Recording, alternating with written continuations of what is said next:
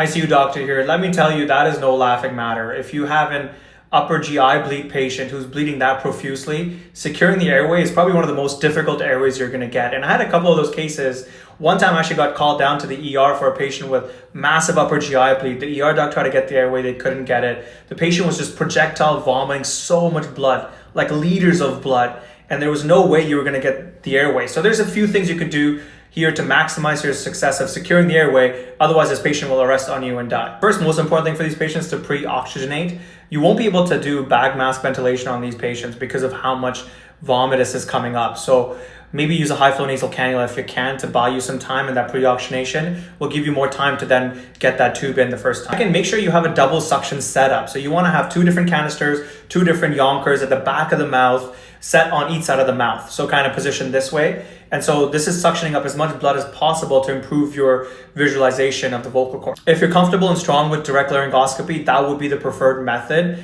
And then ideally a bougie. Because the bougie, even if you can't visualize it, you can feel the tracheal rings, and that's how you'll know you're in the right spot, even without direct visual confirmation. Sometimes I have done video laryngoscopy in these patients, especially if the bleeding is not severe. I do like to visualize it.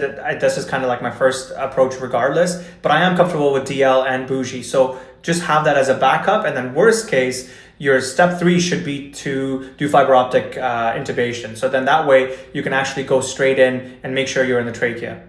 Another thing you need to keep in mind is these patients will be very hemodynamically unstable. So if you do paralyze and do the induction methods, usually ketamine and a little bit of midaz is what I've used for these kind of patients, they will crash on you. So start running fluids, the blood products, as well as vasopressors already before you do the induction and the intubation to minimize the risk of cardiac arrest. These patients are extremely difficult. Unfortunately, we had a case where we couldn't secure the airway in time despite multiple different attendings trying, and that patient passed away. So always prepare, call for help, call your anesthesia colleagues, ICU, ER, ENT colleagues even to set up for front of neck if you're not comfortable, but just have people available to help you because this can go south very quickly.